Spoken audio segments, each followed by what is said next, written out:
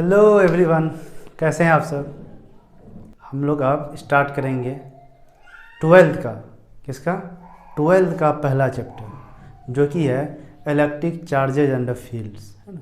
इस चीज़ को अच्छे से डिटेल में आराम आराम से तसल्ली से समझेंगे बिल्कुल। तो आप लोग को करना क्या है, एक पेन और एक कॉपी साथ में लेके बैठना है। तो हम लोग पार्ट 1 का पहला चैप्टर स्टार्ट कर रहे हैं, इलेक्ट्रिक चार्जेस एंड फील्ड। क्या हेडिंग लगाएं? इलेक्ट्रिक चार्जेस एंड फील्ड्स, है ना। अच्छा, आप किसी कोचिंग में पढ़ रहे होंगे, है ना, तो और उनका मॉड्यूल वगैरह आपको मिला होगा या उसका जो नोट्स होता है वो मिला होगा। तो उसमें ये नहीं लिख के ये लिख देते हैं इलेक्ट्रोस्टैटिक्स। क्या लिखते हैं? इलेक्ट्रोस्टैटिक्स, है ना। सेम चीज़ ही है, बताएंगे अभी क्या होता है इलेक्ट्रोस्टैटिक। देखिए, इलेक्ट्रोस्टैटिक, है ना। इलेक्ट्रो मतलब इलेक्ट्रॉन यानी चार्ज, स्टैटिक मतलब कोई भी चीज़ जब रेस्ट में रहता है उसको स्टैटिक बोलते हैं, जब कोई भी चीज़ मोशन में आ जाता है उसको डायनेमिक्स बोलते हैं ना। तो आगे हम लोग को इलेक्ट्रोडायनेमिक्स पढ़ना है, उसमें क्या होगा, चार्ज मोशन में आएगा, उसका कुछ मोशन रहेगा। तो यहाँ पे जो है इस चैप्टर में चार्ज आपको हमेशा रेस्ट में रहेगा, किसी पॉइंट पे रहेगा, है ना। तो वही है इलेक्ट्रोस्टैटिक का मतलब क्या हो गया, charge at rest, charge at rest. और जब कोई भी चार्ज रेस्ट में होता है मतलब कि उसका कुछ वेलोसिटी नहीं होता है, किसी पॉइंट पे स्थिर रहता है, तो वो जो चार्ज होता है वो प्रोड्यूस करता है इलेक्ट्रिक फील्ड। क्या प्रोड्यूस करता है? Electric field. तो इसलिए इस चैप्टर का नाम है electric charges and electric fields. तो इलेक्ट्रिक चार्जेस इलेक्ट्रिक फील्ड में भी यहाँ जो चार्ज है वो आपको रेस्ट में मिलेगा। आपको हर जगह चार्ज क्या रहेगा? रेस्ट मिलेगा। और रेस्ट चार्ज जो होता है वो इलेक्ट्रिक फील्ड प्रोड्यूस करता है। वही रेस्ट, जब चार्ज रेस्ट में होता है उसी को बोलते हैं इलेक्ट्रोस्टैटिक, मतलब charge at rest.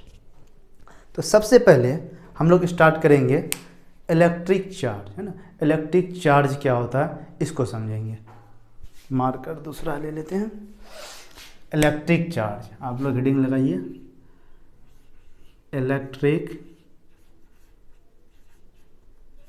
Charge.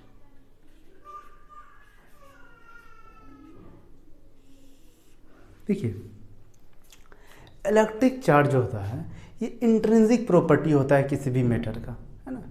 Charge जो होता है ये आपको इंट्रिंसिक प्रॉपर्टी होता है किसी भी मैटर का, है ना, due to which it produces electric field, magnetic field etcetera. अब देखिए, किसी भी बॉडी पे चार्ज का होना मतलब वो एक्सेस ऑफ इलेक्ट्रॉन या डिफिशियंसी ऑफ इलेक्ट्रॉन को दर्शाता है। इसको अच्छे से समझते हैं। पहले ये लिख लेते हैं इलेक्ट्रिक चार्ज क्या होता है। It is the electric charge, है ना, इट इज द इंट्रिंसिक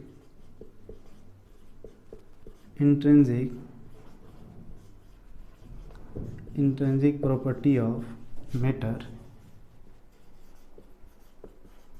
अच्छा, ये इंट्रिंसिक का क्या मतलब होता है? इंटरनल, है ना, मतलब उसका इंटरनल प्रॉपर्टी है। Internal property of matter due to which it produces, internal property of matter due to which it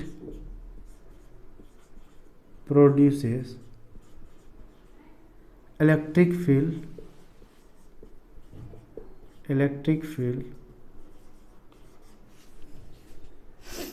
and, अच्छा, इलेक्ट्रिक फील्ड को ई वेक्टर से इंडिकेट करते हैं ना। ये जो सिंबल है ई वेक्टर, इसको बोलते हैं electric field. And magnetic field,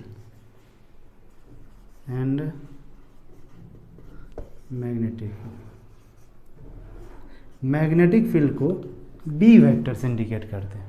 चलिए, it is the intrinsic property of matter due to which it produces electric field and magnetic field. इसका मतलब क्या हो? अच्छा, अभी कुछ देर पहले हम ये बताएं, चार्ज जो होता है वो इलेक्ट्रिक फील्ड प्रोड्यूस करता है। जब चार्ज रेस्ट में होता है, किस में होता है? रेस्ट में होता है, v=0, वो चार्ज रेस्ट में है, तो उस केस में वो सिर्फ और सिर्फ इलेक्ट्रिक फील्ड प्रोड्यूस करता है, वो मैग्नेटिक फील्ड प्रोड्यूस नहीं करता है। तो आगे हम लोग अभी अच्छे से डिटेल में बताएंगे कब इलेक्ट्रिक फील्ड प्रोड्यूस होता है, कब चार्ज मैग्नेटिक फील्ड प्रोड्यूस करता है, कब इलेक्ट्रिक मैग्नेटिक के अलावा रेडिएशन प्रोड्यूस करता है, ये आगे समझेंगे। फिलहाल हम लोग चार्ज देख रहे हैं। अभी ये नहीं बोल रहे हैं चार्ज रेस्ट में है या मोशन में है, हम लोग इलेक्ट्रिक चार्ज देख रहे हैं। ये इलेक्ट्रिक चार्ज होता है क्या? तो it is the intrinsic property. Intrinsic property मतलब इंटरनल प्रॉपर्टी है। कैसा प्रॉपर्टी है? इंटरनल प्रॉपर्टी है। चलिए, एक्सेस और deficiency of electron in the body causes of net charge in a body. इसका क्या मतलब है ये समझिए। देखिए, किसी भी बॉडी में एग्जाम्पल से समझते हैं, अच्छे से समझिए। किसी भी बॉडी में अगर कोई चार्ज नहीं, लेट्स एज्यूम ये कोई बॉडी है, चल नहीं रहा है, ये कोई बॉडी, इसमें कोई चार्ज नहीं है, कोई चार्ज नहीं है, इसका मतलब क्या है? ये न्यूट्रल है, ये न्यूट्रल है। और कोई भी मैटर जो होता है, कोई भी ऑब्जेक्ट जो होता है, उसका स्मॉलेस्ट यूनिट क्या होता है? एटम होता है। एटम किन किन चीज़ों से मिलकर होता है बताइए? इलेक्ट्रॉन, प्रोटॉन, न्यूट्रॉन, मेनली तो यही फंडामेंटल पार्टिकल्स है। अब देखिए, न्यूट्रॉन में तो कोई चार्ज नहीं होता है, न्यूट्रॉन में कोई चार्ज नहीं होता है, चार्ज जीरो होता है, न्यूट्रॉन में चार्ज जीरो होता है। और वहीं जब इलेक्ट्रॉन की बात करें, इलेक्ट्रॉन में चार्ज जो होता है निगेटिव होता है। और प्रोटॉन में चार्ज की बात करें, प्रोटॉन में Q = पॉजिटिव। इलेक्ट्रॉन में निगेटिव चार्ज है, प्रोटॉन में पॉजिटिव चार्ज है, न्यूट्रॉन में कोई चार्ज नहीं, न्यूट्रल है ये। तो अगर ये कोई ऑब्जेक्ट, कोई मैटर अगर न्यूट्रल है, इसका मतलब ये हो गया इसमें इलेक्ट्रॉन और प्रोटॉन क्या है? बराबर है। अगर एग्जांपल लेते हैं, सपोज दैट अगर इसमें x नंबर ऑफ इलेक्ट्रॉन है ना, x इलेक्ट्रॉन है, तो प्रोटॉन भी कितना ही होगा? x प्रोटॉन होगा। अब क्या हो गया? इसमें इलेक्ट्रॉन और प्रोटॉन का नंबर बराबर हो गया। जब इलेक्ट्रॉन और प्रोटॉन का नंबर बराबर हो जाएगा तो उस मैटर में कोई भी चार्ज नहीं रहेगा, तो मैटर कैसा होगा? न्यूट्रल होगा। वो बॉडी कैसा होगा? न्यूट्रल होगा। चलिए, अब कोई दूसरा बॉडी मान लेते हैं, ये कोई दूसरा बॉडी है ना, इस पे पॉजिटिव चार्ज, लेट्स अज्यूम कि इसमें कैसा चार्ज है? पॉजिटिव चार्ज ना। बस हम ये बताने का प्रयास कर रहे हैं, ये जो चार्ज होता है, चाहे पॉजिटिव चार्ज हो, निगेटिव चार्ज हो, ये डिपेंड करता है एक्सेस और डिफिशियंसी ऑफ इलेक्ट्रॉन पे, है ना। अगर इलेक्ट्रॉन की डिफिशियंसी हो जाए, इलेक्ट्रॉन की कमी हो जाए उस बॉडी में, तो उसमें पॉजिटिव चार्ज हो जाएगा। या इलेक्ट्रॉन का एक्सेस हो जाए तो उसमें कैसा चार्ज हो जाएगा? नेगेटिव चार्ज हो जाएगा। अब इसमें क्या है? पॉजिटिव चार्ज है। पॉजिटिव चार्ज इस बात को दर्शाता है कि ये जो बॉडी है, ये इलेक्ट्रॉन अपना लूज कर चुका है, ये इलेक्ट्रॉन अपना क्या कर चुका है? लूज कर चुका है, दूसरे को दे चुका है ना। जैसे हम लोग केमिस्ट्री में आयनाइजेशन एनर्जी को देखते हैं, उसमें क्या होता है? किसी भी गैसियस एटम में वो certain minimum amount of energy जाना, जिससे कि वो इलेक्ट्रॉन को, जो loosely bounded outer most electron है, उसको लूज कर दे, किसी को दे दे, है ना। वही चीज़ है। इसमें पॉजिटिव चार्ज इस बात को दर्शाता है कि इसमें आपको इलेक्ट्रॉन का नंबर कम है as compared to proton. Electron का नंबर क्या है? कम है, मतलब इलेक्ट्रॉन का डिफिशियंसी है। किसके कंपेयर में? न्यूट्रल बॉडी के कंपेयर में। पहले न्यूट्रल था, ये अपना इलेक्ट्रॉन लूज कर दिया। प्रोटॉन को तो लूज करता नहीं, इलेक्ट्रॉन ही लूज करता है, क्योंकि ऑर्बिट में सिर्फ इलेक्ट्रॉन होता है, प्रोटॉन न्यूट्रॉन तो इनसाइड होता है। और न्यूट्रॉन को हमको चार्ज से कोई लेना देना है नहीं, क्योंकि न्यूट्रॉन की वजह से चार्ज बॉडी में नहीं होता, न्यूट्रॉन तो न्यूट्रल होता है। चलिए, अब जब ये इलेक्ट्रॉन को लूज कर दिया, जब इलेक्ट्रॉन को लूज कर दिया, इलेक्ट्रॉन को खो दिया, तो अब ये इसकी बॉडी में इलेक्ट्रॉन क्या हो गया? कम हो गया पहले के मात्रा में। पहले क्या था? जब न्यूट्रल था तो दोनों बराबर था, इलेक्ट्रॉन प्रोटॉन। लेकिन अब इलेक्ट्रॉन लूज करने के बाद इलेक्ट्रॉन कम हो गया एज कम्पेयर टू प्रोटॉन। तो इसमें क्या हो गया? Deficiency of electron. क्या हो गया बोलिए? Deficiency of electron. समझ में आ रहा है? चलिए, डिफिशियंसी ऑफ इलेक्ट्रॉन, जब डिफिशियंसी ऑफ इलेक्ट्रॉन हो जाए किसी बॉडी में, तो उसमें कैसा चार्ज जनरेट हो जाता है? Positive charge. पॉजिटिव चार्ज, है ना। ये नीचे दिख रहा है? अच्छा, एक बार मैं चेक कर लेता हूँ ये दिख रहा है या नहीं।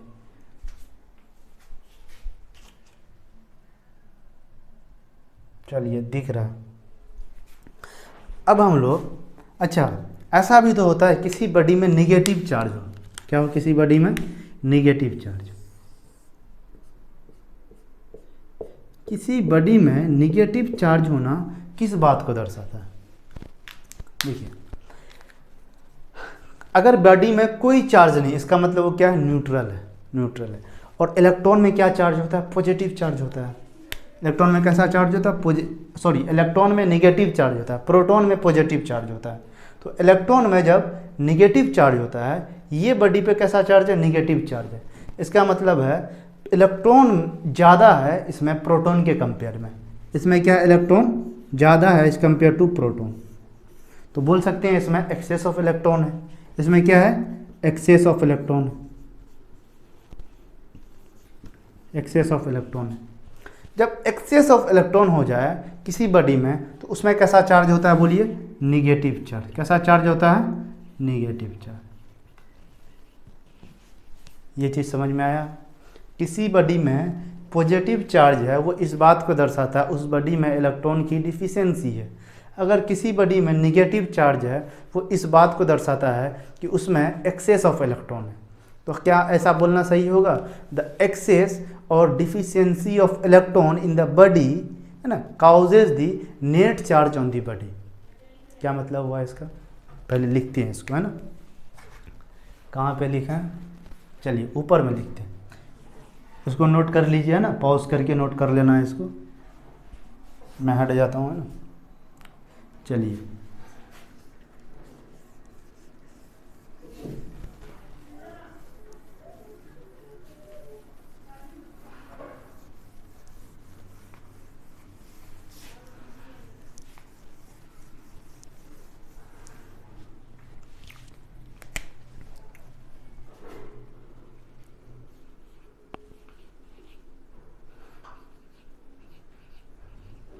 the excess or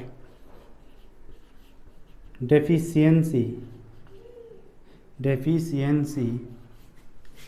of electron causes net charge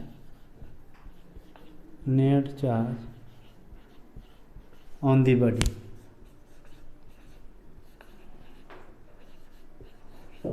है ना, इसका मतलब क्या हुआ, यही मतलब है जो पहले हम लोग डायग्राम देके समझे।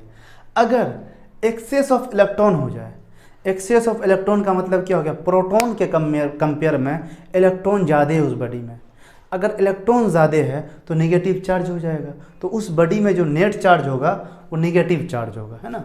जब एक्सेस ऑफ इलेक्ट्रॉन हो जाए, क्या हो जाए, excess of electron, excess of electron.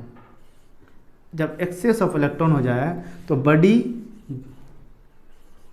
में कैसा नेट चार्ज हो जाएगा, नेगेटिव। और जब डिफिशियंसी ऑफ इलेक्ट्रॉन हो जाए, क्या हो जाए, डेफिशिएंसी ऑफ इलेक्ट्रॉन,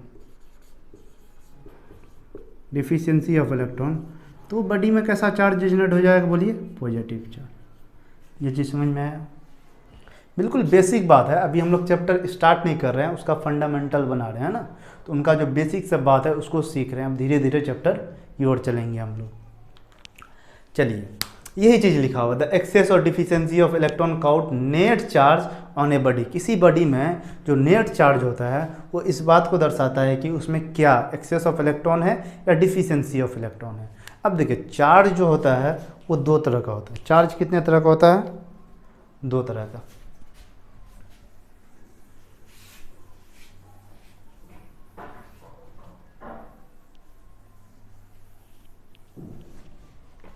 देखिए, charge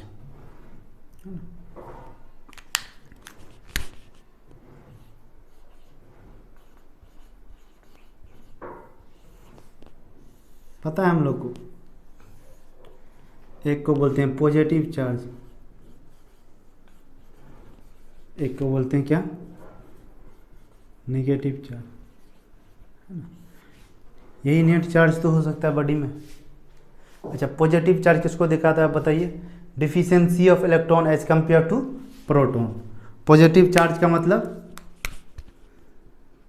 deficiency of electron deficiency of electron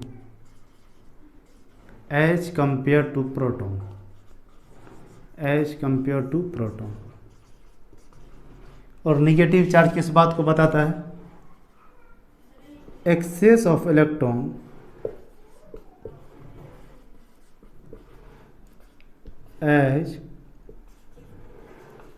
as compared to proton, है ना। अगर प्रोटॉन से ज़्यादा इलेक्ट्रॉन हो जाए तो उसमें नेगेटिव चार्ज होगा। अगर प्रोटॉन से कम इलेक्ट्रॉन हो जाए या प्रोटॉन ज़्यादा हो जाए एज कंपेयर टू इलेक्ट्रॉन, तो उसमें कैसा चार्ज होगा? पॉजिटिव चार्ज होगा। चलिए अब हम लोग चार्ज के बारे में सीखते हैं। चार्ज,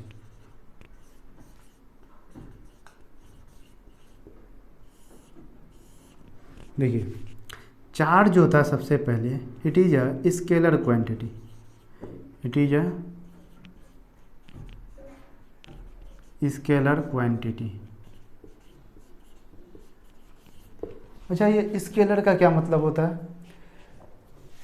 स्केलर का मतलब होता है जिसमें सिर्फ और सिर्फ मैग्नीट्यूड हो, डायरेक्शन नहीं हो, है ना। अगर जिसमें मैग्नीट्यूड और डायरेक्शन दोनों हो उसको बोलेंगे वेक्टर क्वांटिटी। तो चार्ज जो होता है इसमें सिर्फ हम लोग इसके मैग्नीट्यूड की बात करते हैं, इसके डायरेक्शन की बात नहीं करते हैं ना। तो चार्ज में सिर्फ मैग्नीट्यूड होता है, इसलिए इसको क्या बोलते हैं?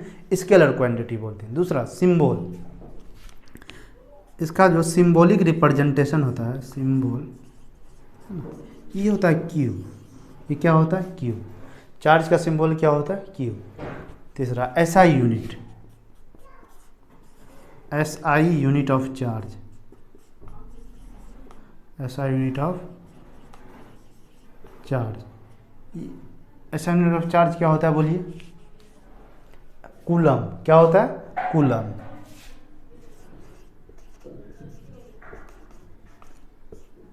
इसको किससे इंडिकेट करते हैं?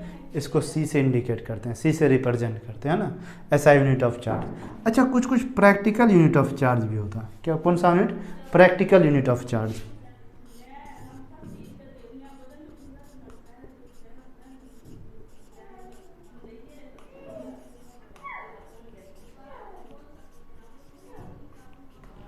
प्रैक्टिकल यूनिट ऑफ जो चार्ज होता है उसको बोलते हैं फेराडे। क्या बोलते हैं? फेराडे। और भी ढेर सारा प्रैक्टिकल यूनिट होता है, लेकिन 12th में हम लोग को ये फेराडे भी देखने को मिलता है। आप जब केमिस्ट्री पढ़िएगा, उनमें जब इलेक्ट्रोकेमिस्ट्री पढ़िएगा, वहाँ भी आपको चार्ज वगैरह मिलेगा। वहाँ आपको फेराडे की बात करते हैं, प्रैक्टिकल यूनिट की बात करते हैं ना। तो प्रैक्टिकल यूनिट ऑफ चार्ज होता है, क्या बोलते हैं उसको? फेराडे।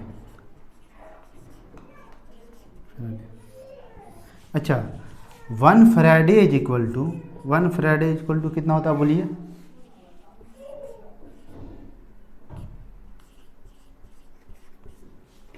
इतना होता है। 1 फेराडे इज इक्वल टू कितना होता है? 96500, है ना, 96,500 कूलम, है ना, इतना होता है 1 फेराडे इज इक्वल टू। अब देखिए, आपको याद क्या रखना है? चार्ज का जो बेसिक यूनिट होता है, ऐसा यूनिट होता है, उसको बोलते हैं कूलम। क्या बोलते हैं? कूलम।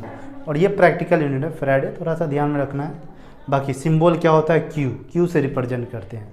और ये कैसा क्वांटिटी है? एक स्केलर क्वांटिटी है। चलिए, चार्ज, अब हम लोग थोड़ा आगे चलते हैं। एक नोट देके लिखिएगा, है ना, इम्पोर्टेंट बात है, इसको लिख लीजिए। चलिए,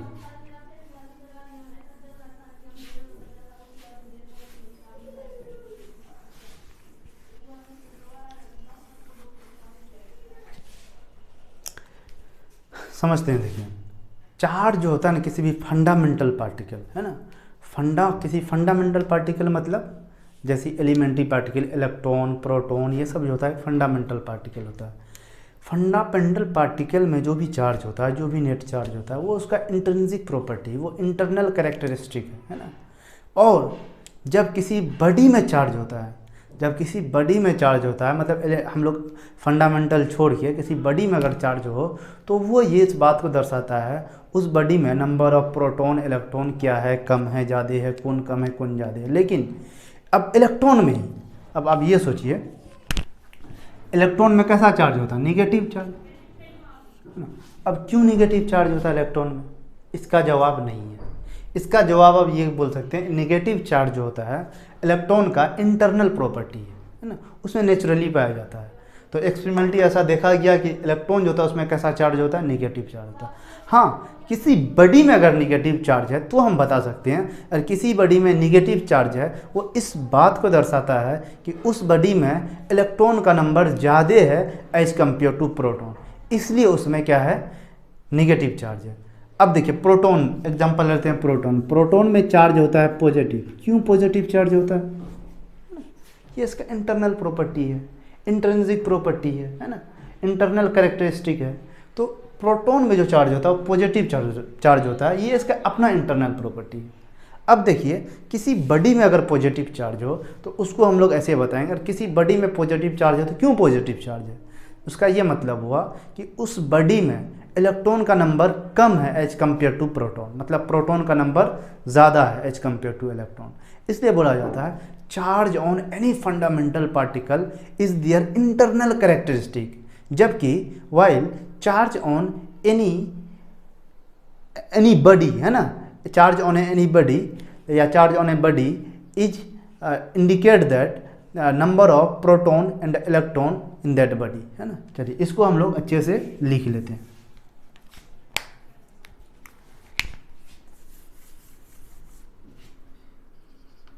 charge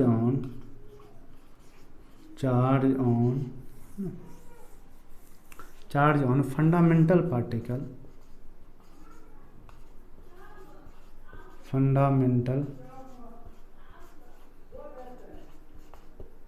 fundamental particles, fundamental particle कौन कौन, like electron, proton, charge on fundamental particle like electron, proton is their internal characteristic,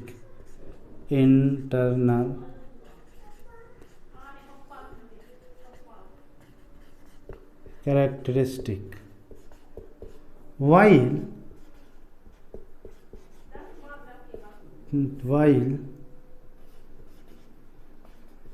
charge on a body indicates that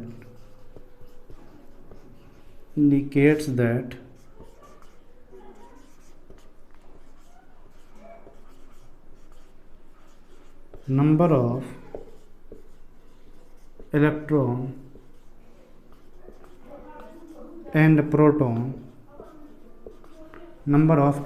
and proton on that body.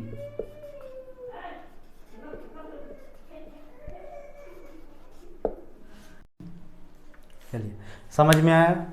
देखिए किसी भी फंडामेंटल पार्टिकल जैसे electron, proton, ये सब fundamental particle है, इसमें जो charge है ये आपको उसका इंटरनल प्रॉपर्टी दर्शाता है, इंटरनल कैरेक्टरिस्टिक है उसका।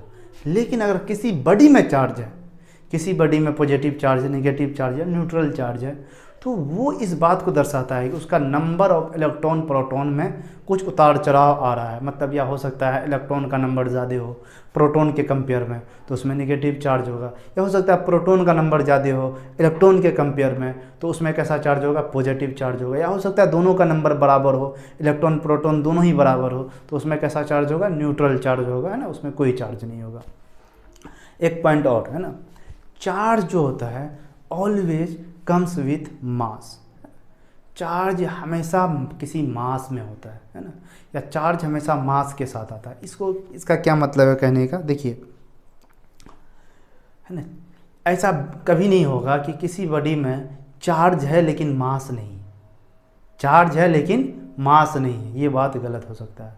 हाँ, किसी मास में चार्ज ना हो ये सही है, ये हो सकता है, पॉसिबल है। लेकिन अगर किसी बॉडी में चार्ज है तो हमेशा ऑलवेज उसमें मास कुछ ना कुछ होगा, उसका कुछ ना कुछ मास होगा। वो अलग बात है, बहुत कम हो सकता है, बहुत ज़्यादा हो सकता है, नेग्लिजिबल हो सकता है, लेकिन कुछ ना कुछ मास होगा। इसलिए बोलते हैं charge always comes with mass. Important point है ना, चार्ज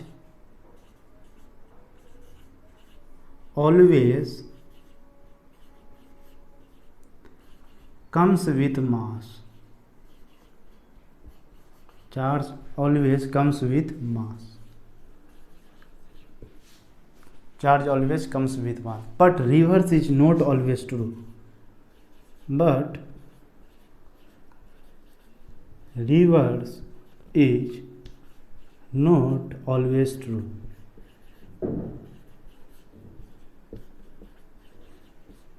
देखिए, किसी बॉडी में अगर चार्ज है तो उसका कुछ ना कुछ मास होगा, उसका कुछ ना कुछ मास होगा, है ना। लेकिन इसका रिवर्स, अगर इसका रिवर्स हम लिखें तो क्या लिखेंगे बोलिए? इसका रिवर्स जो होगा, मास मास ऑलवेज कम्स विथ चार्ज, है ना। मास ऑलवेज कम्स विथ चार्ज, इसका रिवर्स यही तो होगा। लेकिन ये सेंटेंस गलत है। ये सेंटेंस क्या है? गलत है।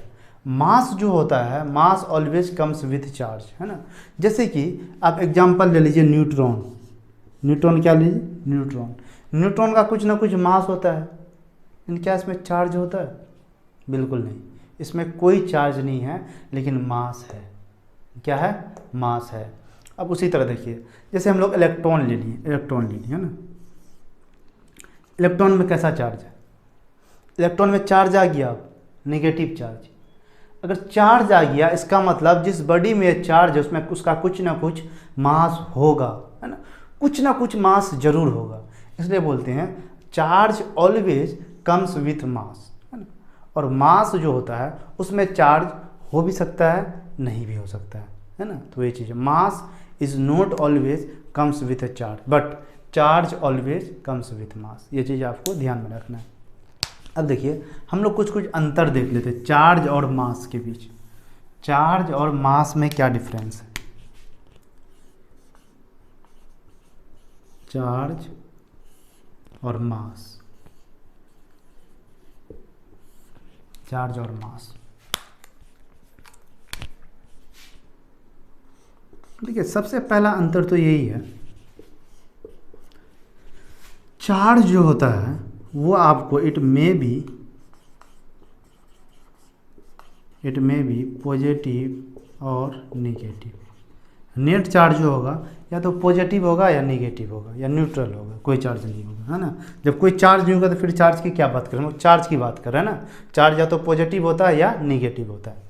अब मास जो होता है, मास ऑलवेज पॉजिटिव होगा, मास इज ऑलवेज पॉजिटिव। पहला तो ये अंतर है ना। मास कभी भी निगेटिव नहीं होता, मास हमेशा पॉजिटिव होता है। हम लोग दुकान ही जाते हैं, कोई चीज़ खरीदना है, हम लोग क्या बोलते हैं? 2 केजी चीनी दे दीजिए, 2 केजी आलू दे दीजिए। कभी माइनस में बोलते हैं माइनस 2 केजी चीनी दे दीजिए? नहीं, क्योंकि मास कभी नेगेटिव होता ही नहीं है। लेकिन चार्ज जो होता है वो पॉजिटिव भी हो सकता है, नेगेटिव भी हो सकता है। जैसे इलेक्ट्रॉन का चार्ज की बात करें, नेट चार्ज नेगेटिव है। प्रोटॉन की चार्ज की बात करें, पॉजिटिव चार्ज है ना। तो चार्ज आपको नेगेटिव हो सकता है, पॉजिटिव हो सकता है, लेकिन मास हमेशा पॉजिटिव होगा। पहला अंतर तो ये है। दूसरा अंतर, चार्ज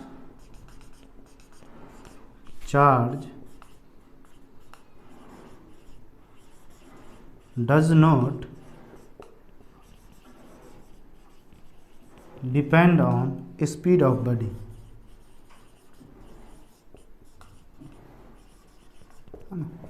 देखिए, चार्ज जो होता है वो बॉडी के स्पीड पे डिपेंड नहीं करता है, लेकिन मास करता है ना। इसका क्या मतलब हो गया? सपोज कर लीजिए आप 2 कूलम का चार्ज ले लीजिए। कितना कूलम का? 2 कूलम का चार्ज। इस 2 कूलम के चार्ज को आप किसी बॉडी पे, अगर 2 कूलम का चार्ज है, उस बॉडी का कुछ भी स्पीड हो, है ना, कुछ भी वेलोसिटी हो, कुछ भी स्पीड हो, तो उसका जो चार्ज हमेशा 2 कूलम रहेगा। उसका चार्ज कितना रहेगा? हमेशा 2 कूलम रहेगा, ऑलवेज। क्योंकि चार्ज जो होता है it does not depend on speed of body. Speed of body से उसको कोई लेना देना नहीं, जितना चार्ज है उतना ही रहेगा। आपका मन, आप जितना स्पीड उसमें दे दीजिए, है ना। लेकिन mass depend on speed of body. Mass depends on speed of body. क्या मतलब हुआ इसका? मतलब कैसे डिपेंड करता है, अभी वो रिलेशन भी बताएंगे ना, आप लोग देखे भी होंगे शायद। चलिए 11th वगैरह में पढ़े होंगे कहीं। मास जो डिपेंड करता है स्पीड ऑफ बॉडी पे, किस तरह depend, mass is equal to M naught root under 1 minus V square upon C square. ये चीज़ पढ़े हैं, है ना। इस तरह से मास वेरी करता है। देखिए ये जो मास है ये क्या है, ये जो m है ये है मास ऑफ मूविंग बॉडी। ये क्या है, mass of moving body, moving body, है ना। और ये m नोट क्या है, mass of a body at rest, है ना। जब कोई भी बॉडी रेस्ट में रहे, रेस्ट में मतलब अभी कोई मोशन नहीं कर रहा है, जब मोशन में रहे कोई भी चीज़, उस समय जो मास रहता है उसको बोलते हैं एम नोट, है ना। मास ऑफ एम नोट का मतलब mass of body, mass of a body at rest, है ना, mass of a body at rest. अच्छा ये 1 minus V square upon C square, ये वी स्क्वायर क्या है, वी जो है आप उस बॉडी को किस वेलोसिटी से घुमा रहे हैं, या किस उस बॉडी का क्या वेलोसिटी है, क्या स्पीड है, वो इस बात को दर्शाता है, वी, है ना। वी क्या है बोलिए, हम बोल देते हैं, शायद दिखाई नहीं पड़ रहा हो, है ना। वी जो है वेलोसिटी ऑफ बॉडी, क्या है बोलिए, वेलोसिटी ऑफ बॉडी। और सी क्या है, सी है आपको speed of light, speed of light. Speed of light हम लोग को पता है 3 × 10⁸ मीटर पर सेकेंड। अच्छा एक बात सोचिए, इससे क्या पता चलता है, इस पे एक ये जो रिलेशन है, mass of a moving body is equal to M naught root under 1 minus V square upon C square. इसका मतलब क्या हो गया, अगर कोई भी बॉडी मोशन में है, मूव कर रहा है, उसका जो नेट मास होगा रेस्ट के कंपेयर में थोड़ा ज़्यादा होगा। कितना होगा, थोड़ा ज़्यादा होगा। सोचिए ना, ये जो भी है ये हमेशा सी से तो कम ही होगा। आप किसी बॉडी को कितना भी स्पीड से 50 किलोमीटर पर सेकेंड, 60 किलोमीटर पर सेकेंड, 200 किलोमीटर पर सेकेंड, है ना, इस स्पीड से मोशन करवाइए। और ये लाइट का स्पीड कितना है, 3 × 10⁸ मीटर पर सेकेंड, इससे कम ही तो होगा। जब ये ज़्यादा होगा, ऊपर वाला टर्म ये कम होगा, तो ओवरऑल 1 से कम हो जाएगा, क्योंकि नोमिनेटर कम है, डिनोमिनेटर ज़्यादा है। जब डिनोमिनेटर बड़ा रहता है तो उसका जो वैल्यू होता है फ्रैक्शन में आता है, 1 से कम आएगा। और 1 से कम में आप फिर 1 माइनस कर रहे हैं, क्या कर रहे हैं, 1 माइनस कर रहे हैं। तो ओवरऑल जो आएगा, पहले अगर एम नोट था, अब एम नोट से थोड़ा क्या आ जाएगा, ज़्यादा आ जाएगा। क्या आ जाएगा, थोड़ा ज़्यादा आ जाएगा। तो वो जो ज़्यादा आ जाएगा तो वही बोलते हैं, अगर कोई भी बॉडी मोशन में है तो उसका मास थोड़ा सा इंक्रीज कर जाता है, कितना, ज़्यादा नहीं। अब आप सोचिए, अगर कोई मुझे 50 किलोमीटर पर आवर की स्पीड से फेंक दे, है ना, फेंक दे, अगर मेरा वेट 50 kg है तो क्या मेरा वेट कितना हो जाएगा, 100 kg? नहीं, उतना नहीं बढ़ेगा। हाँ, कुछ ना कुछ इंक्रीज होगा, है ना। वो आप इसमें पुट करके देख लीजिए, है ना, पुट करके देख लें। चलिए इसे एग्जाम्पल से समझते हैं इसको। इतना लिख लिए होंगे, है ना, चलिए मिटा देते हैं।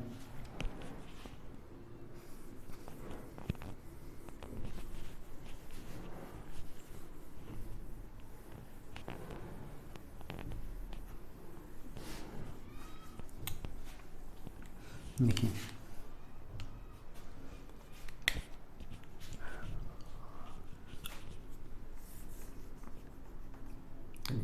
मान लीजिए मेरा जो रेस्ट मास है, अभी जो हम रेस्ट में बिना मोशन में, उसको क्या बोलेंगे, एम नोट। वो जो मेरा मास है वो है 50 kg। कितना है, 50 kg। अब जो है 50 नहीं, चलिए 60 मान लेते हैं, कुछ भी मान लीजिए, आपका मन है ना, 60 मान लिया, 60 kg। अब जो है अगर मुझे कोई कितने स्पीड से फेंके, कितने स्पीड से मोशन कराए, सपोज दैट, है ना, 300 किलोमीटर पर आवर, 300 किलोमीटर पर सेकेंड, 300 मीटर पर सेकेंड की स्पीड से मोशन करवाए। तो अब जो मेरा मोशन के दौरान जो मास होगा ये 60 से थोड़ा ज़्यादा होगा, है ना। कितना ज़्यादा होगा ये देखते हैं। तो m बराबर होता है M naught upon root under 1 minus V square upon C square. तो एम नोट का वैल्यू कितना रखें, 60 अपॉन रूट अंडर 1 माइनस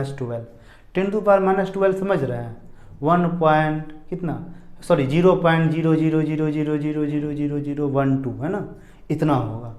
तो 10⁻12 और 1 में से उतना माइनस कीजिएगा तो 1 से क्या बहुत कम ही तो आएगा, मतलब 0.99 है ना, इस तरह से कुछ आएगा। जब 10⁻12 तो कितना बहुत कम हो गया, 0.000000 10 जीरो, उसके बाद फिर 1 2, इतना कुछ आएगा है ना, 1 2। अब इसको फिर 1 में से माइनस कर देना, 1 में से जब इतना माइनस कीजिएगा तो लगभग 1 ही आएगा। जब एग्जैक्ट कीजिएगा तो 99.99999 ऐसे कुछ आएगा है ना, 98 इस तरह कुछ आएगा। तो ये रहेगा, ये आएगा। उसको जब 1 से माइनस कीजिएगा तो ऐसा नहीं बहुत कम आ जाएगा, तो थोड़ा सा कम आएगा। थोड़ा सा जब नीचे कम हो जाएगा तो ऊपर थोड़ा सा क्या हो जाएगा, बढ़ जाएगा, ऊपर क्या हो जाएगा, बढ़ जाएगा। तो हमारा जो वेट होगा ये 60 से 60.000000 समथिंग आएगा। तो मतलब कुछ ही वेट बढ़ेगा, ऐसा नहीं कि बहुत ज़्यादा बढ़ जाएगा, नहीं, डिसमल बढ़े, इसलिए हम लोग नेग्लिजिबल सोचते हैं ना। तो जनरली हम लोग उतना इसको ऐड नहीं करते, मोशन में भी आता है तो उतना ही वेट बताते हैं, वो इसलिए क्योंकि नेग्लिजिबल बढ़ता है ना, ये चीज़ है। हाँ, अगर आप बहुत ज़्यादा स्पीड से मोशन में करवा रहे हैं तब जाके वेट ज़्यादा बढ़ेगा, जितना स्पीड बढ़ता जाएगा वेट बढ़ता जाएगा, ये चीज़ है। तो इससे हम लोग एक कंक्लूजन लिख सकते हैं। क्या कंक्लूजन लिख सकते हैं बताइए,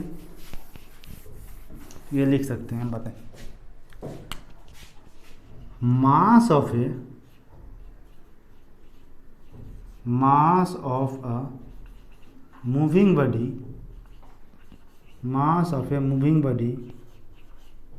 is greater than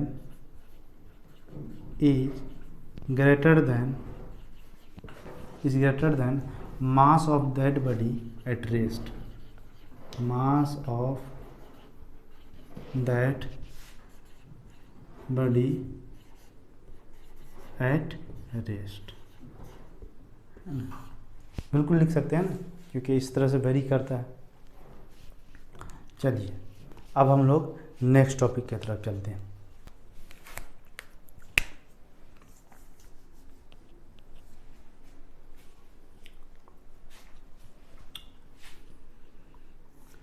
चलिए अब हम लोग देखते हैं प्रॉपर्टीज ऑफ चार्ज, है ना। चार्ज में क्या क्या प्रॉपर्टी होता है इसको आराम से समझते हैं 1 बाई 1 करके। प्रॉपर्टीज ऑफ चार्ज,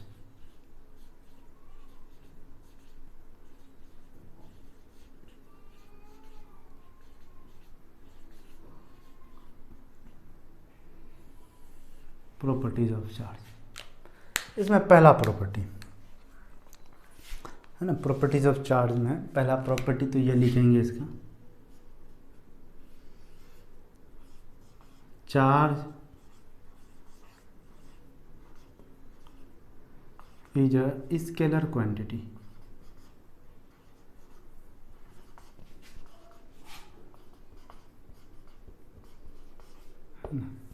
चार्ज कैसा क्वांटिटी होता है, एक स्केलर क्वांटिटी होता है, मतलब इसमें सिर्फ मैग्नीट्यूड की हम लोग बात करेंगे, है ना, डायरेक्शन की बात नहीं करते। चलिए, अच्छा, चार्ज जो होता है इट रिप्रेजेंट एक्सेस और डिफिशियंसी ऑफ इलेक्ट्रॉन, है ना, ये चीज़ हम लोग को पहले से पता है, मतलब इट रिप्रेजेंट्स एक्सेस और deficiency of electron।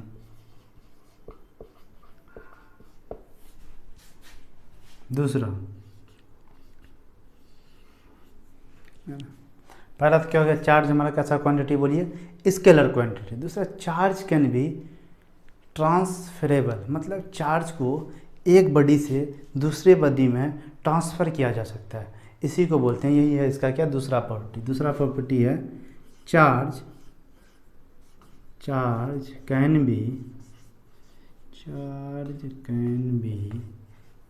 ट्रांसफरेबल मतलब एक बॉडी से दूसरे बॉडी में इसको भेजा जा सकता है ना, तो ट्रांसफ़र किया जा सकता है, मतलब चार्ज को हम लोग क्या कर सकते हैं, ट्रांसफ़र कर सकते हैं।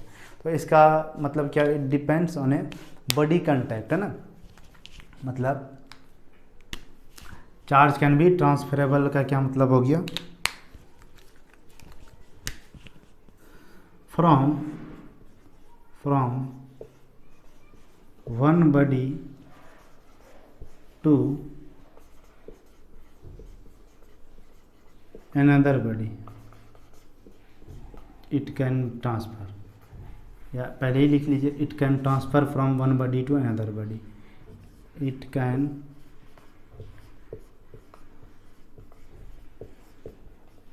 transfer from one body to another body, है ना। ये मार्कर का इंक ख़त्म हो गया, थोड़ा इसको हम फ्यूल दे देते हैं ना। चलिए एक सेकंड,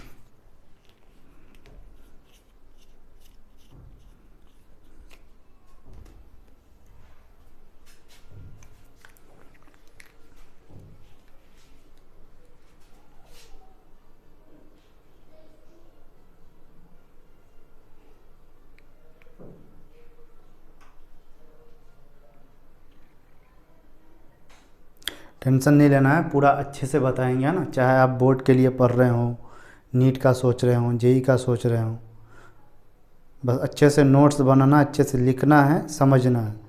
अगर कहीं कोई डाउट आ जाए, कोई चीज़ समझ में ना आए, तो आप कमेंट में पूछ सकते हैं, मेल करके पूछ सकते हैं, आपको ये सब चीज़ डिस्क्रिप्शन में मिल जाएगा। लेकिन मैं कोशिश करता हूँ बोर्ड पे ही सब चीज़ समझ में आ जाए अच्छे से। चलिए, पहला प्रॉपर्टी क्या देखे थे, चार्ज होता है वो एक स्केलर क्वांटिटी होता है। दूसरी बात आपको बताएं, चार्ज जो होता है वो आपको ट्रांसफ़र हो सकता है, चार्ज कैन बी ट्रांसफरेबल, मतलब एक बॉडी से दूसरे बॉडी में हम लोग चार्ज को भेज सकते हैं। अब अलग अलग मेथड होता है, बाद में इस मेथड के बारे में डिस्कस करेंगे, अलग अलग तरीके से हम लोग चार्ज का ट्रांसफ़र करवाते हैं। चलिए, अब तीसरा जो है, charge is always associated with mass. तीसरा जो प्रॉपर्टी है ना, charge is always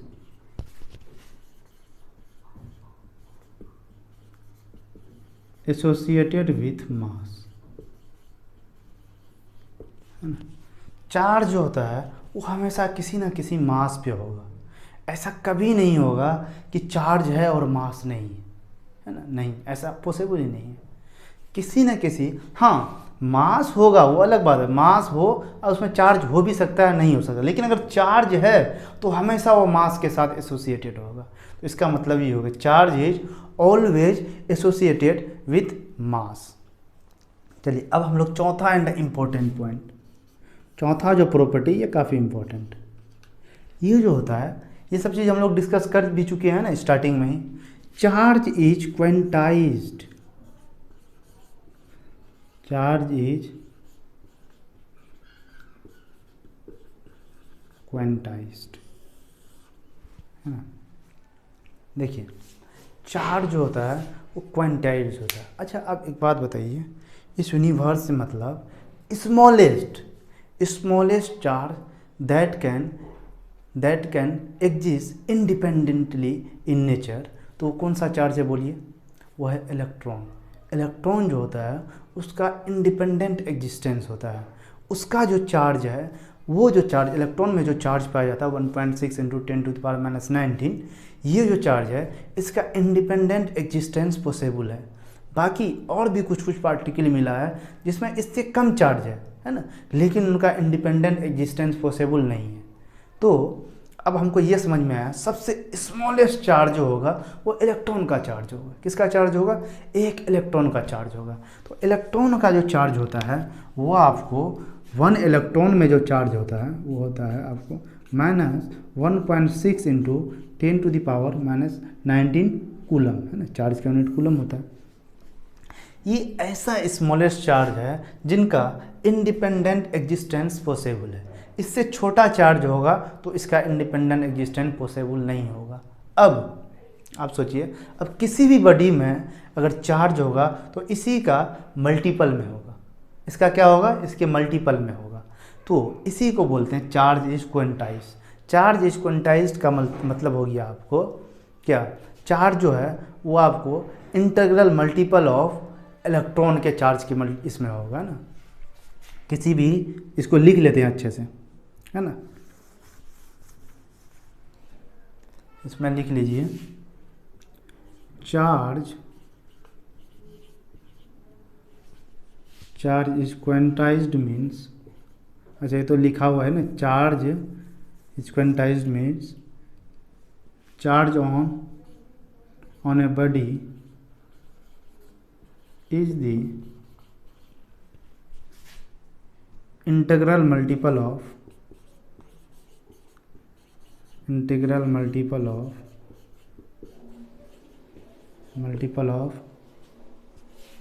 charge on electron, है ना। दूसरा पॉइंट ब्रैकेट में देके लिख लीजिए, charge on electron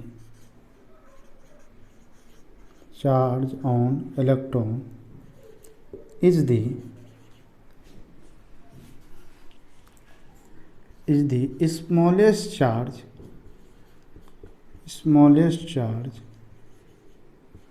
which has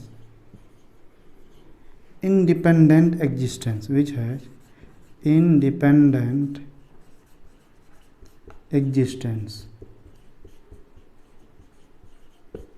कैसा है? Independent existence.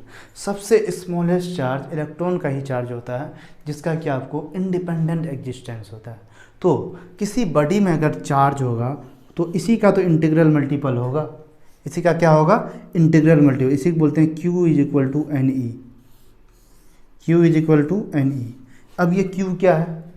Q का मतलब हो गया चार्ज ऑन अ बॉडी,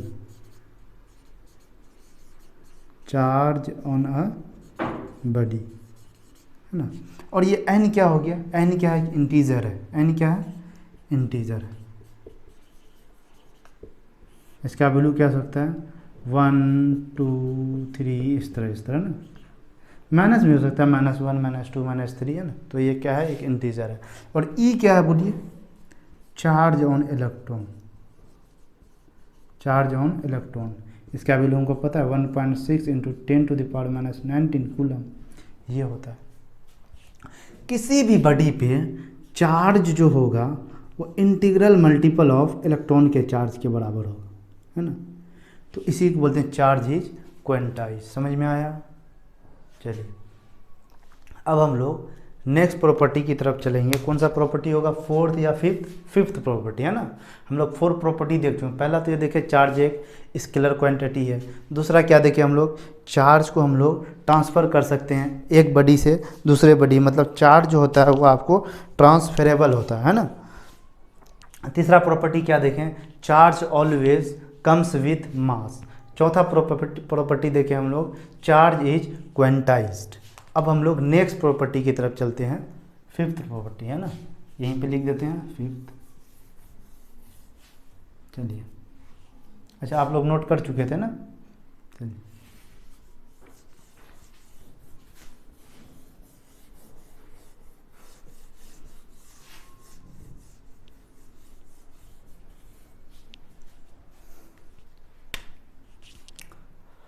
अब हम लोग 5th प्रॉपर्टी जो है ये हम लोग बहुत बचपन से सुनते आ रहे हैं, मतलब 8 9 10 में भी आप लोग सुने होंगे। चार्ज इज कंजर्व, ये शायद नहीं सुने होंगे लेकिन ये तो सुने होंगे। Charge can neither be created nor be destroyed. ये सेंटेंस तो सुना सुना सा लग रहा है ना। तो वही चीज़ है। तो फिफ्थ जो प्रॉपर्टी है ये होती, इसमें लिखिए charge is conserved. Charge is conserved. इसका मतलब हुआ charge can neither be created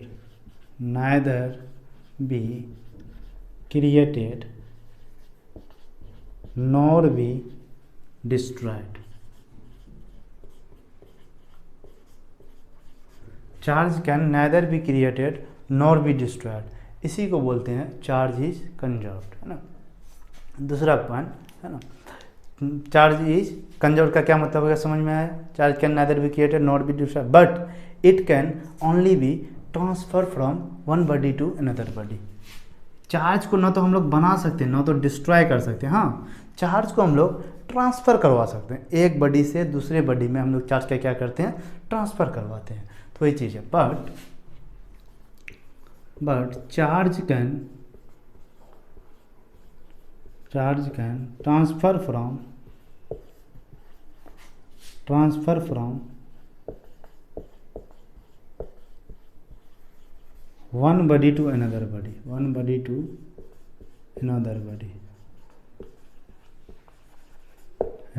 ये रहा, है ना। दूसरा पॉइंट इसी में, charge on a isolated body is always constant.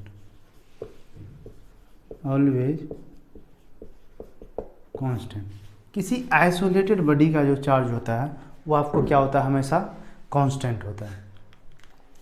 चलिए एक एग्जांपल के थ्रू समझें इसको मिटा देते हैं नीचे, है ना।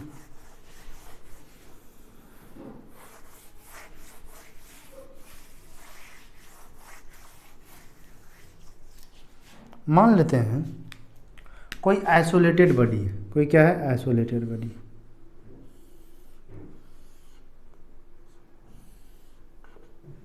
ये आइसोलेटेड बॉडी, इसमें Q1 चार्ज है, मान लेते हैं इसमें क्या +3 कूलम का चार्ज है, इसको Q1 मान लेते हैं। -6 कूलम का चार्ज है, इसको Q2 मान लेते हैं। और फिर आपको +8 कूलम का चार्ज है, इसको Q3 मान लेते हैं, है ना। ये रहा। अब जो इस बॉडी का जो चार्ज है, इसी आइसोलेटेड बॉडी का,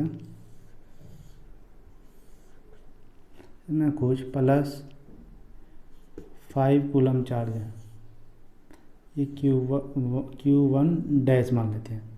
ये -2 कूलम का चार्ज है, Q2 डैश मान लेते हैं। अब ये जो चार्ज होगा कितना होगा, Q3 डैश जो चार्ज होगा ये कितना होगा, ये बताना है आपको।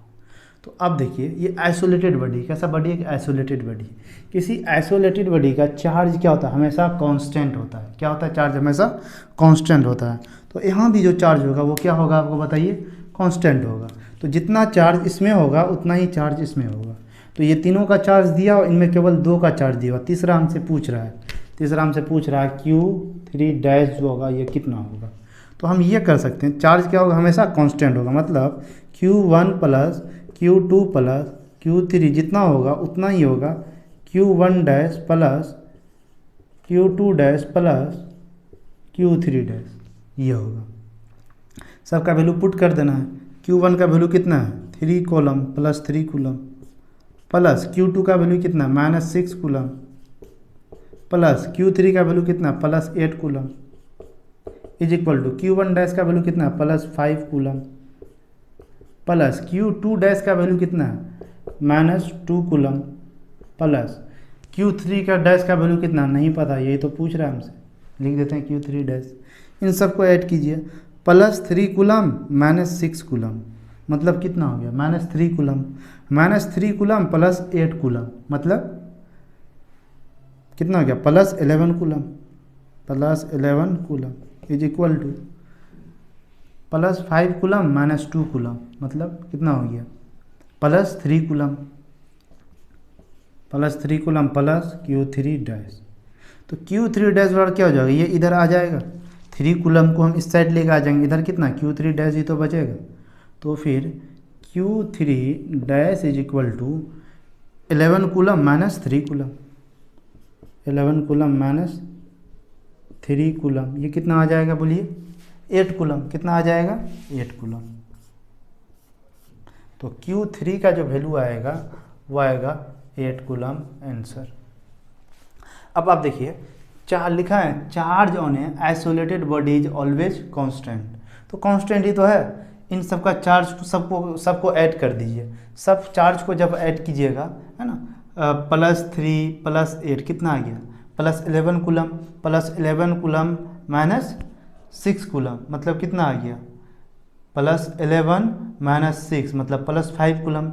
नेट जो आ गया इसमें इस बॉडी में जो चार्ज आया नेट चार्ज वो आया आपको +5 कूलम, ये रहा। अब इनको देख लीजिए, ये आपको +5 कूलम और ये Q3 का वैल्यू कितना आया 8 कूलम, 8 कूलम +5 + 8 कितना हो गया 13 coulomb, 13 Q3 8 coulomb 13 coulomb minus 2 coulomb. अच्छा कहीं मिस्टेक कर दिए क्या, एक बार चेक कर लेते हैं ना, +3 -6 +8, ठीक है, ये जो है आपको ये टोटल आ गया कितना 3 8 11 -6। अच्छा यहाँ पे मिस्टेक हो गया ना, यहाँ पे आपको कितना आएगा, यहाँ पे आएगा आपको +5 कूलम, कितना आ जाएगा +5 कूलम, मैंने ऐड किया था, फिर ये माइनस भी तो है -6 कूलम, तो कितना आ जाएगा +5 कूलम, ये रहा। अब इधर फिर इधर +5 -2 -2 आ जाएगा, कितना आ जाएगा बोलिए +3 कूलम है ना, +3 कूलम प्लस Q3 डैश। अब इसको इस साइड लेकर आएंगे, Q3 जो होगा ये होगा आपको +5 कूलम माइनस 3 कूलम, तो कितना आ जाएगा बोलिए 2 कूलम, 2 कूलम। ये Q3 जो आएगा ये आपको 2 कूलम आएगा, कितना आएगा 2 कूलम, 2 कूलम है ना। अच्छा यहाँ पे थोड़ा मिस्टेक हो गया था, माइनस है ना, देखिए 2 कूलम। अब क्या है चार्ज क्या रहता है हमेशा क्या रहेगा कंजर्व रहेगा। अब आप सोचिए इन आइसोलेटेड बॉडी का जो चार्ज है ये आपको कितना आया, नेट जो चार्ज इसमें +5 कूलम है। अब इसका देख लीजिए +5 coulomb plus 2 coulomb 7 coulomb, 7 coulomb minus 2 coulomb, ये भी कितना आ गया +5 कूलम ही तो आया। इसका मतलब क्या हो गया, किसी भी आइसोलेट बॉडी का जो चार्ज होता है वो हमेशा क्या होता है कांस्टेंट होता है। समझ में आया, चलिए अब हम लोग नेक्स्ट प्रॉपर्टी की तरफ मूव करते हैं। नेक्स्ट प्रॉपर्टी अब कौन सा होगा, 6th प्रॉपर्टी। 6th प्रॉपर्टी में लिखिए, पहले इसको नोट कर लीजिए, वीडियो को पॉज करना है, नोट करना है, समझना है, कहीं डाउट हो तो कमेंट करके ज़रूर पूछिए है ना।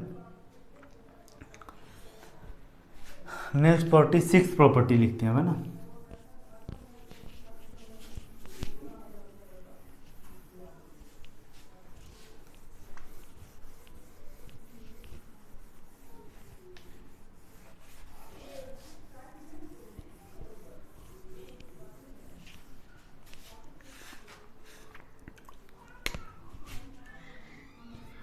सिक्स प्रॉपर्टी मतलब देखिए इसमें चार्ज इज इनवेरिएंट,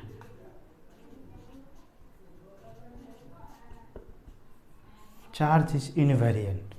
इसका क्या मतलब होगा, इनवेरिएंट चार्ज जो होता है वो इंडिपेंडेंट होता है फ्रेम ऑफ रेफरेंस पे, किस पे, फ्रेम ऑफ रेफरेंस पे। फिर वही चीज़ है जो हम लोग देखे थे, चार्ज जो होता है किसी बॉडी का वो डिपेंड नहीं करता है उस बॉडी का क्या स्पीड है। हम लोग फ्रेम ऑफ रेफरेंस 11th में जब हम लोग NLM वगैरह पढ़ते हैं, न्यूटन लॉ ऑफ मोशन, उसमें फ्रेम ऑफ रेफरेंस बताया जाता है। अच्छा थोड़ा सा समझ लेते हैं फ्रेम ऑफ रेफरेंस होता क्या। देखिए किसी भी पोजीशन से जब किसी भी पार्टिकल या ऑब्जेक्ट का हम लोग पोजीशन को ऑब्जर्व करते हैं तो उसको बोलते हैं क्या, फ्रेम ऑफ रेफरेंस, है ना। तो ये जो होता है इनवेरिएंट का मतलब होता है charge does not depend on depends on frame of reference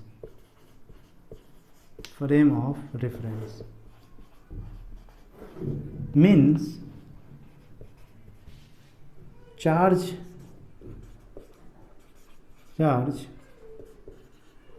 always remains, charge की जगह अगर नेट चार्ज लिखे ज़्यादा अच्छा है ना, net charge always remains constant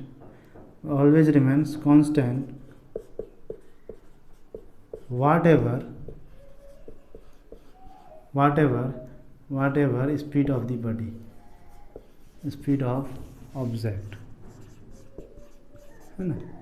किसी भी ऑब्जेक्ट का कुछ भी स्पीड हो उससे कोई मतलब नहीं है, नेट चार्ज जो होगा उस बॉडी पे वो हमेशा क्या रहेगा, कांस्टेंट रहेगा, है ना। क्योंकि चार्ज जो होता है वो does not depend on frame of reference, वो किसी भी फ्रेम ऑफ रेफरेंस डिपेंड नहीं करता है। And charge also does not depend on speed of a body, है ना।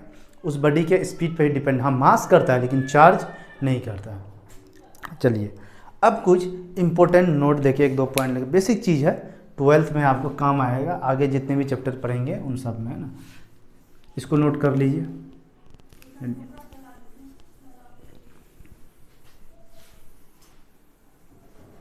अच्छा ऐसे समझिए, चार्ज जो होता है ना, चार्ज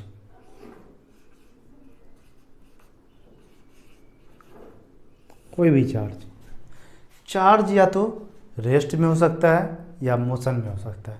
चार्ज किस में हो सकता है, या तो रेस्ट में हो सकता है या चार्ज किस में हो सकता है, मोशन में हो सकता है। अच्छा रेस्ट करने का क्या तात्पर्य है, रेस्ट करने का मतलब हुआ, है ना, इसका जो चार्ज का जो स्पीड है वो ज़ीरो है, चार्ज का वेलोसिटी जो है वो 0 है। इसका मतलब चार्ज अभी किस में है, रेस्ट में है। जब चार्ज रेस्ट में होता है तो इट प्रोड्यूसेस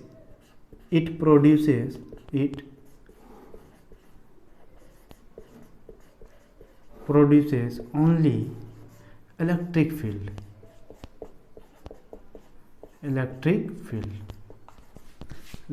मतलब ई वेक्टर, है ना। जब चार्ज रेस्ट में होता है तब वो क्या प्रोड्यूस करता है, सिर्फ और सिर्फ इलेक्ट्रिक फील्ड प्रोड्यूस करता है। क्या प्रोड्यूस करता है, इलेक्ट्रिक फील्ड प्रोड्यूस करता है। हम लोग ये इलेक्ट्रोस्टैटिक चैप्टर पढ़ते हैं तो उसमें क्या होता है, इलेक्ट्रोस्टैटिक का क्या मतलब होता है,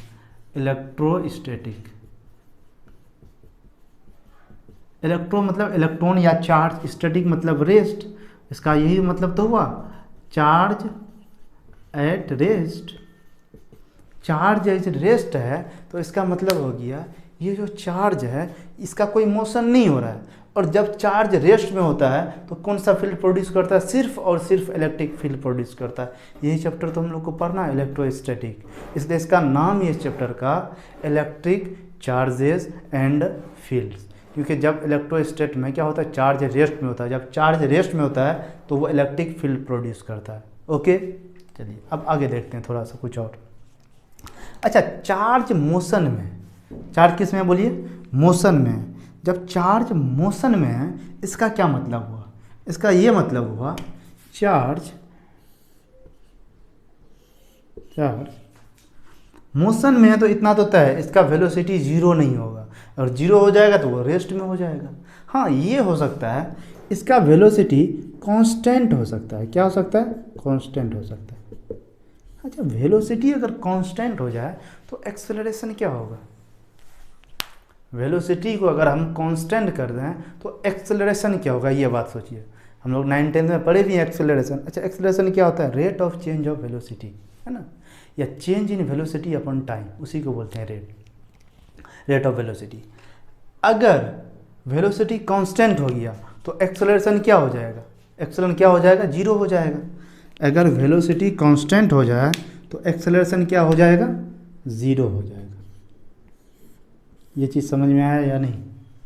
क्योंकि एक्सलरेशन बराबर क्या होता है, v2 minus v1 upon T, यही तो होता है, rate of change of velocity या change in velocity upon time, time taken. अगर ये कांस्टेंट हो गया, इसका मतलब क्या हो गया, v2 is equal to v1 is equal to v, मतलब v1 v2 क्या है, बराबर हो गया। बराबर हो गया तो v पुट कर दीजिए, a is equal to v minus v upon T, v minus v upon zero upon T is equal to zero. इसका मतलब ये हो गया, अगर मोशन में वेलोसिटी कांस्टेंट है उस केस में एक्सेलरेशन क्या हो जाएगा, ज़ीरो हो जाएगा। जब ऐसा हो तो इलेक्ट्रिक चार्ज जो होता है, ये जो चार्ज होता है ये प्रोड्यूस करता है electric field as well as magnetic field. ये क्या प्रोड्यूस करेगा, produces, charge produces electric field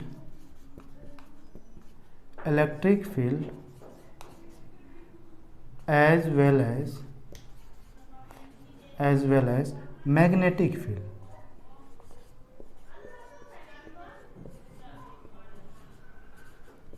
electric field as well as magnetic field. अच्छा, इलेक्ट्रिक फील्ड को ई वेक्टर से इंडिकेट करते हैं ना, तो यहाँ पे क्या प्रोड्यूस करेगा, electric field and magnetic field. कब, जब आपको चार्ज कांस्टेंट वेलोसिटी करेगा, कौन वेलोसिटी, कांस्टेंट वेलोसिटी फिक्स्ड है, उस केस में अगर वेलोसिटी फिक्स कर दें एक्सेलरेशन क्या आ जाएगा, जीरो आ जाएगा। जब एक्सेलरेशन जीरो आ गया तो उस केस में चार्ज जो होता है वो इलेक्ट्रिक फील्ड प्रोड्यूस करता है और मैग्नेटिक फील्ड प्रोड्यूस करता है साथ साथ। अच्छा, तीसरा केस ये भी तो हो सकता है, ठीक है, चार्ज का मोशन है लेकिन अब वेलोसिटी कांस्टेंट नहीं है। वेलोसिटी क्या है, velocity is not constant, velocity is not constant. अच्छा, अगर वेलोसिटी कांस्टेंट ना हो तो एक्सेलरेशन का क्या होगा, सोचिए ज़रा। अगर वेलोसिटी कांस्टेंट नहीं है इसका मतलब v1 v2 बराबर नहीं है। v1 v2 क्या है, बराबर नहीं है एक दूसरे के, v1 v2 बराबर नहीं है। तो v1 v2 बराबर नहीं है तो एक्सेलरेशन बराबर v2 minus v1 upon T. तो अब इसका वैल्यू जो होगा जीरो नहीं आएगा। क्या होगा, इसका वैल्यू जीरो नहीं आएगा। कुछ भी आ सकता है, पॉजिटिव आ सकता है, निगेटिव आ सकता है, और डिपेंड करता है v1 v2 क्या है, मतलब चेंज हो रहा है, वेलोसिटी कांस्टेंट नहीं है। तो जब वेलोसिटी कांस्टेंट नहीं है तो इस केस में एक्सेलरेशन क्या होगा, जीरो होगा, बिल्कुल नहीं, एक्सेलरेशन जीरो नहीं होगा। एक्सेलरेशन तो जीरो तब होगा जब वेलोसिटी कांस्टेंट है। अब वेलोसिटी कांस्टेंट नहीं है इसका मतलब इसका एक्सेलरेशन जीरो नहीं होगा। जब एक्सेलरेशन जीरो नहीं होगा तो इस केस में चार्ज जो प्रोड्यूस करता है वो करता है electric field, magnetic field plus साथ में रेडिएशन। रेडिएशन मतलब इलेक्ट्रोमैग्नेटिक वेव। यहाँ पे कौन सा वेव प्रोड्यूस करता है, electromagnetic wave.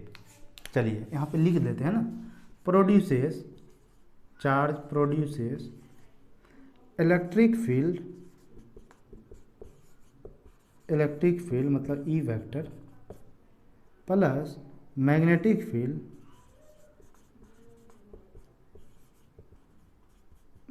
Field b vector और साथ में रेडिएशन प्लस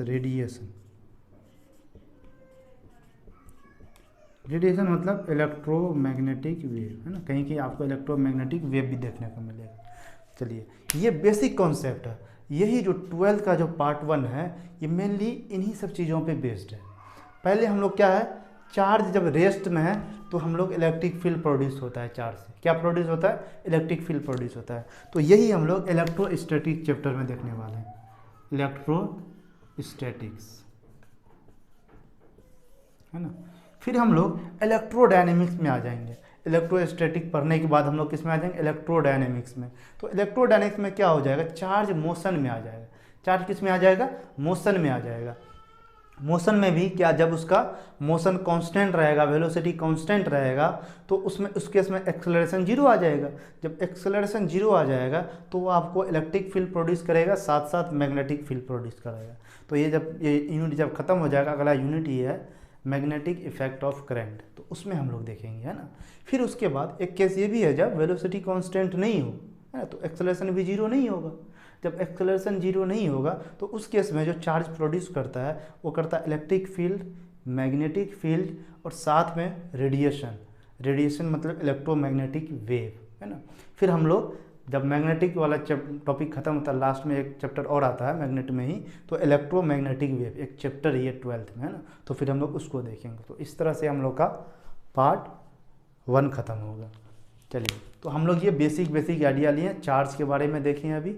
अच्छा, 1-2 क्वेश्चन कर लेते हैं, वीडियो जो काफ़ी लंबा हो जाएगा, इसलिए ज़्यादा नहीं, बाकी जो टॉपिक है वो धीरे धीरे आराम से समझना है। अगर आपको इनको समझने में कहीं भी ज़रा सा भी प्रॉब्लम हो तो आप कमेंट करके पूछ सकते हैं। चलिए, इसको लिख लीजिए, इम्पोर्टेंट है ना।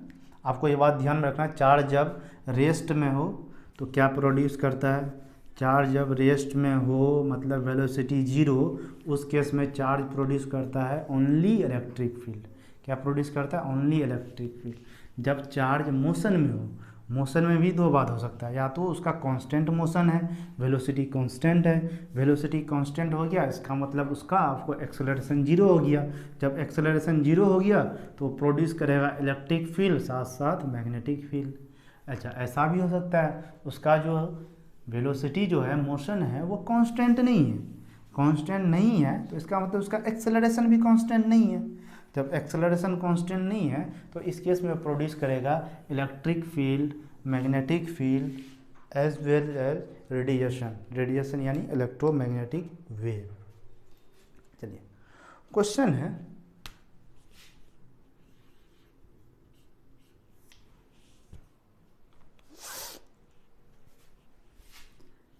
Can we given a charge of 1.6 into 10 to the power minus 15 coulomb to a body ना। अच्छे से सवाल समझिए क्या है। सवाल ये बोल रहा है, can we given a charge of इतना कूलम, क्या हम इतना कूलम का चार्ज दे सकते हैं टू अ बॉडी, किसी बॉडी को, है ना। किसी बॉडी में हम लोग इतना कूलम का चार्ज दे सकते हैं, यस और नो। अच्छा, ये चीज़ हम कैसे पता करें? सोचिए ज़रा। आपको एक प्रॉपर्टी बताएं चार्ज का। चार्ज जो होता है वो क्वांटाइज्ड होता है। क्या होता है बोलिए? चार्ज क्वांटाइज्ड होता है। वो जो होता है integral multiple of charge of electron होता है। क्या होता है? Integral multiple of charge of electron. तो Q is equal to N E. Q is equal to N E. अब देखिए Q क्या है? Q आपको इतना चार्ज है बॉडी का। Q क्या है? इतना चार्ज है बॉडी का। किसी बॉडी में इतना चार्ज हो सकता है नहीं, कैसे चेक करें? तो Q के जगह इसको पुट कर दिए 1.6 into 10 to the power minus 15 coulomb, है ना। अब 15 कूलम। अब n का वैल्यू हमको नहीं पता, n का वैल्यू पता ही नहीं है कितना है, कितना ये है। उसके बाद इलेक्ट्रॉन का हमको चार्ज पता है। इलेक्ट्रॉन का चार्ज कितना? 1.6 into 10 to the power minus 19 coulomb, है ना। क्या यहाँ से हम n निकाल सकते हैं? बिल्कुल निकाल सकते हैं। देखिए n का वैल्यू कितना आ जाएगा बोलिए? 1.6 into 10 to the power minus 15 coulomb upon 1.6 into 10 to the power minus 19 coulomb, है ना। ये कूलम कूलम कट जाएगा, है ना। n क्या है? इंटीजर है इसलिए कट गया ये। अब देखिए ये 1.6 ये भी कट गया। तो n का वैल्यू कितना आ गया बोलिए? 10 टू द पावर, ये माइनस ऊपर क्या माइनस 15 और ये 19 माइनस में ऊपर जाएगा, क्या हो जाएगा? प्लस 19। कोई दिक्कत नहीं। चलिए, तो ये n कितना आ जाएगा? 10 to the power 15 minus 15 plus 19 मतलब प्लस 4। कितना आ जाएगा? 10 टू द पावर 4। n का वैल्यू कितना आ गया? इतना ही तो आ गया, 4। इतना। इसका मतलब क्या है? ये इंटीजर है। ये क्या है? इंटीजर है। n का एक डिस्क्रीट वैल्यू है, एक क्वांटम वैल्यू है ना। क्वांटम का मतलब हम लोग आगे जब फोटो इलेक्ट्रिक इफेक्ट पढ़ेंगे उसमें बताएंगे। जब ये जो लाइट को जब हम लोग पार्टिकल एज्यूम करता है, जब किसी भी मेटल सरफेस पे आता है, ये क्वांटाइज्ड रहता है। क्वांटाइज मतलब फोटोन। फोटोन जो होता है वो क्वांटाइज्ड होता है ना। एक डिस्क्रीट वैल्यू होता है, पैकेट के फॉर्म में होता है ना। अब ये क्या है? एक इंटीजर है। n का वैल्यू क्या बताया था? n का वैल्यू होना चाहिए आपको प्लस माइनस 1 2 3 3 इन्फिनाइट तक, तो 1000 है। हाँ, अगर ये डिसमल में आ जाता 1000.23 आ जाता तो उतना तो नहीं दे सकते हैं, क्योंकि हम लोग क्या डिस्क्रीट वैल्यू पढ़ रहे हैं, 1 2 3 4 1.5 1 2.5, ये सब वैल्यू पॉसिबल नहीं। 1 2 3 4 5 इस तरह से जो इंटीजर होता है ये पॉसिबल है। तो क्या आंसर क्या होगा, किसी बॉडी पे इतना चार्ज दिया जा सकता है या इतना चार्ज होगा या नहीं, तो यस और नो, यस यस। ओके, चलिए एक क्वेश्चन और है, एक क्वेश्चन और कर लेते हैं हम लोग। ये कौन सा प्रॉपर्टी से हम लोग बनाए, charge is क्वेंटाइज्ड।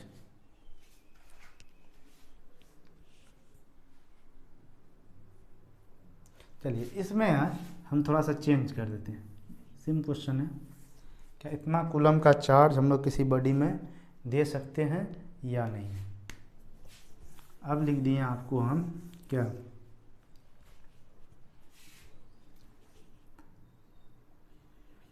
Eight into 10⁻⁻12 coulomb है ना। 8 इंटू 10⁻12 कूलम का चार्ज किसी बॉडी को दे सकते हैं या नहीं, है ना। तो या किसी बॉडी पे 8 इंटू 10⁻12 कूलम का चार्ज हो सकता है या नहीं, इस चीज़ को हमको आप कमेंट में बताइए, क्या ये हो सकता है या नहीं। एक तरह का क्वेश्चन करवा चुके हैं। अगर n का वैल्यू कोई इंटीजर आएगा तो बिल्कुल होगा, नहीं आएगा तो नहीं होगा, है ना। आएगा तो इंटीजर आ गया तो बोलेंगे यस ये पॉसिबल है, नहीं आया तो बोलेंगे नो पॉसिबल नहीं है।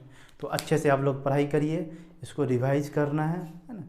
बिल्कुल टेंशन नहीं लेना, एनसीईआरटी के सारे इंपॉर्टेंट पॉइंट्स को यहाँ पे कवर कर लेंगे। आप अगर बोर्ड्स के लिए पढ़ रहे हैं निश्चिंत रहें। अगर आप नीट या जेईई के लिए तैयारी कर रहे हैं तो लास्ट में जब पहले बोर्ड से के रिलेटेड बात बोर्ड नीट क्या है, मतलब बोर्ड से ही तो रिलेटेड है नीट वगैरह भी। तो बेसिक फंडामेंटल हम लोग यहाँ पे क्लियर कर लेंगे, उसके बाद क्वेश्चन हर एक तरह का क्वेश्चन प्रैक्टिस करेंगे। अभी आज तो सिर्फ ये लेक्चर बहुत लंबा हो जाए, लंबा ना हो, इसलिए हम लोग लेक्चर को यहीं पे क्या करते हैं एंड करते हैं। अब जो नेक्स्ट वीडियो आएगा, बहुत जल्द नेक्स्ट वीडियो आएगा, तो उसमें हम लोग डिस्कस करेंगे इससे आगे का टॉपिक सब, कूलम्स लॉ, गॉस लॉ, इन सब को अच्छे से डिटेल में समझेंगे, उसका क्या एप्लीकेशन है, इन सब के बारे में पढ़ेंगे। तो अच्छे से पढ़ाई करते रहिए। All the best.